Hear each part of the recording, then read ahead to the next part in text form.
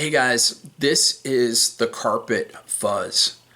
The Carp-it-fuzz, without a doubt, is my #1 carp fly. And when I designed this pattern, there were a few different things that I wanted to incorporate into it. One, I wanted it to land gently on the water, which is why I've got bead chain eyes. Two, I wanted it to move like crazy. So I've got all these small little micro legs in here. I've got some heavier centipede legs and then the barred marabou. And when it's in the water, it just moves, it undulates, it pulses, and it drives the carp crazy. Even when you're not moving it, it wiggles like mad in the water. Three, I wanted it to ride hook up because where I fish, there's rocks, there's debris. I didn't want it getting hung up on the bottom. Four, I wanted it to be durable. This thing and flies just like it have caught as many as half a dozen carp before it even starts to show signs of wear. And then I wanted it to be cheap, and most importantly, I wanted it to be easy to tie.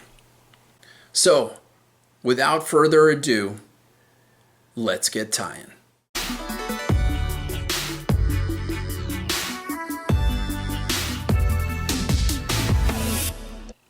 All right, so let's get tying the Carp-it-fuzz. So we're going to start with the Daiichi 1120 number 6.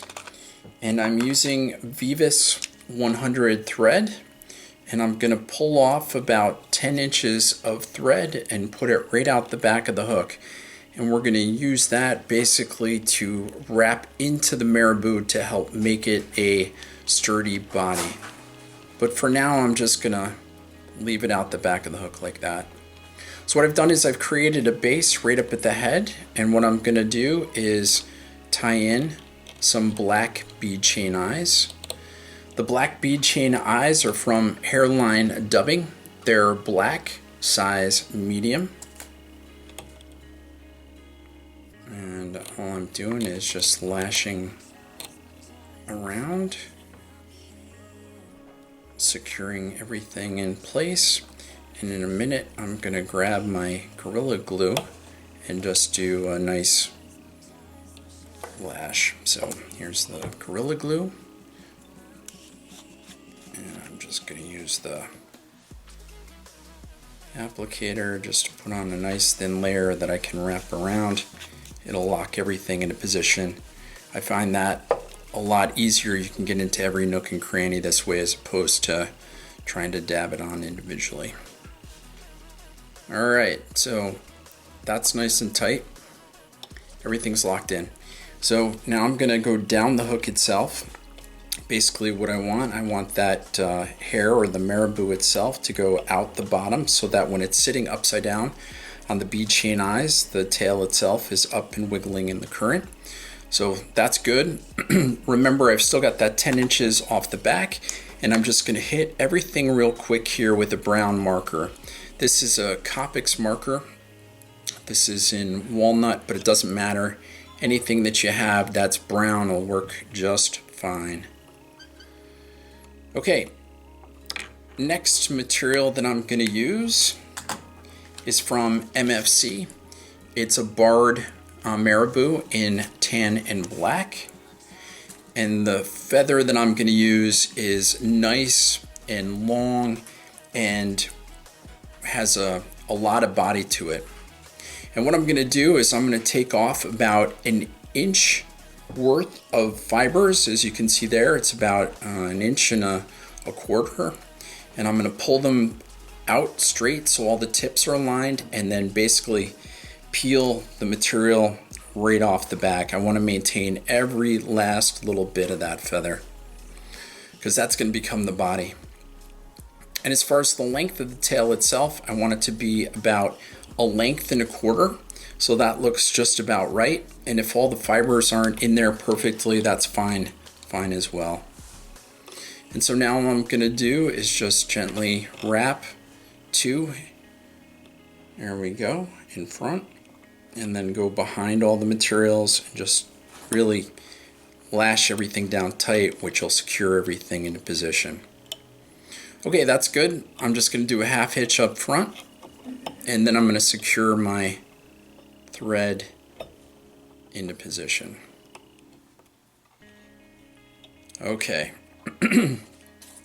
So now gently grab a hold of the marabou itself, and what I'm going to do is basically create a marabou rope. And again, just pull all the materials and just start twisting.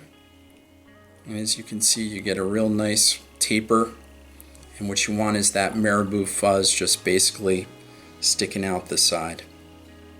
And I'm just going to gently come up, and I'm going to use my rotary feature on my vise here, just very gently to come up that hook, taking my time not to overlap and doing my best to maintain tension and not let things get out of control. Alright, now that I'm right up to the neck basically, or the back of the eyes there, I've got it in position. I'm basically going to come back around, and I'm just going to gently tighten everything down.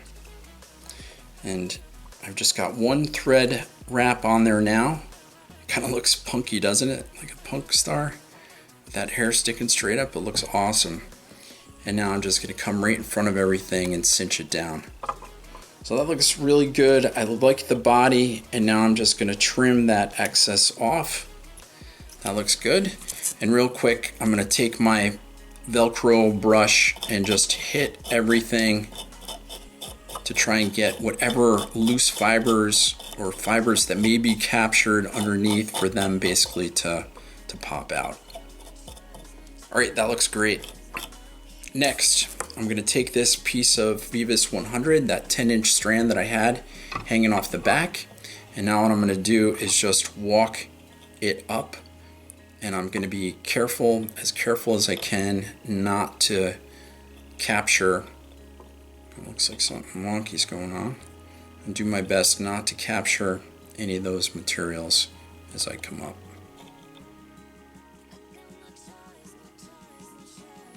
Alright. So, coming up through the materials. Looks good. And this just helps when you're, as far as maintaining your fly for a couple outings between the carp and the smallmouth, the sunfish, and everything else. Your body will break down if you don't put something in there to secure it. And again, I'm just going to quick hit it. The other cool thing, if you look, it gives it a little bit of a segmentation, right? It looks like a nymph body or a bug or even a crayfish segmentation that's in there, which is really cool. All right, next what we're going to do, right where about an eye length behind the eyes, or a hook eye length, so right here, I'm going to tie in some rubber legs. And I've got some MFC, they're centipede legs, and they're in black and brown. And basically I'm doubling it over. And what I'm going to do is I'm going to lay it on top, and I'm going to create a crisscross. So I'm just going to go over nice and gentle. One X that way, and then an X the other way. And hopefully what you can see is that crisscross right there. And the cool thing when you do that crisscross is that, and it just came undone, I'm going to do it again, is that where you put the legs right now is where they're going to stay. And the important part after you do that loose crisscross is right now I'm just going to put 1, 2 loops in front, and then I'm going to pull nice and tight. And I'm going to do it again, another 2, and pull nice and tight. And that locks everything into position. Those legs are staying there. They're not going anywhere, which is perfect. So I'm just going to do a half hitch to keep everything in position because I don't want anything backing off. And I am going to flip it upside down or right side up, depending on how you look at it. And now I'm going to create a dubbing loop. And the reason why I create a dubbing loop is because I'm going to use a material from Flytying's dungeon,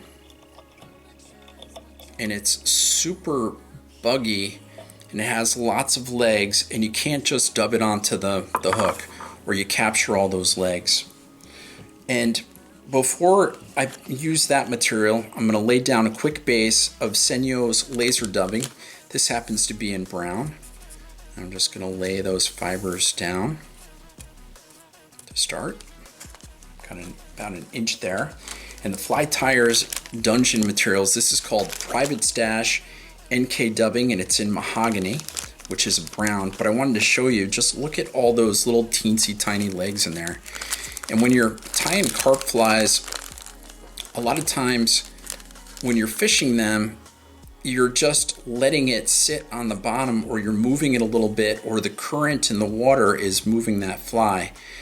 And all these little legs that are in this dubbing just wiggle like mad in the water, and I'm sure it drives the carp crazy. So I'm going to use now my loon tweezers. I'm just going to come underneath. The nice thing about that laser dub is it allows you to collect it all just easily. I'm going to trim off the back end,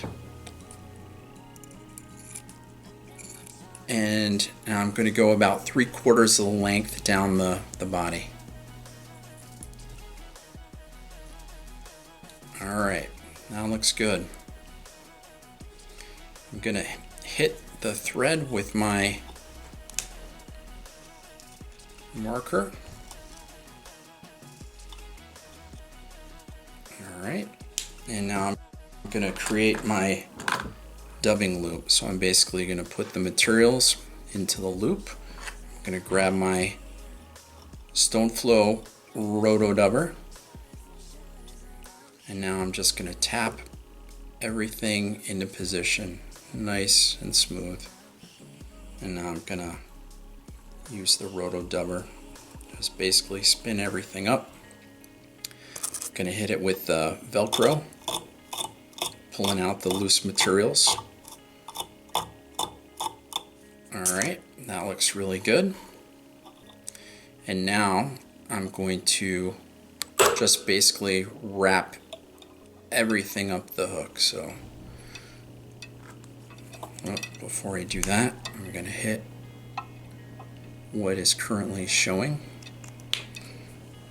with the marker, and up I go. And I'm going to go back just a little bit on my rubber legs, just to secure everything into position, and start to come forward. I'm going to be careful to keep everything behind those eyes, and then just start to figure eight my way up, which looks really cool. Alright, that looks really nice. And now the last thing I'm going to do is basically tie it off up front. So I'm going to do 1, 2 wraps, and then bring my materials back and just put a couple in front. Trim this off. I'm going to hit it with the marker, hit it with some super glue, and then we are all done. And the great thing about this fly, it's short, it's quick, it's durable, it's easy to tie, it moves like crazy in the water. The carp absolutely destroy it, and it's my most productive carp fly. And I enjoy tying it, and I think using the lighter eyes like I do absolutely makes a difference when I'm fishing it, and especially when I'm casting it and it lands on the water just nice and quiet. So hit it a little bit with the Velcro. That looks good. I'm going to trim these legs off so they're about 1/2 inch or so. And that is it. So anyway, hope you guys enjoyed it and hope this helped you out.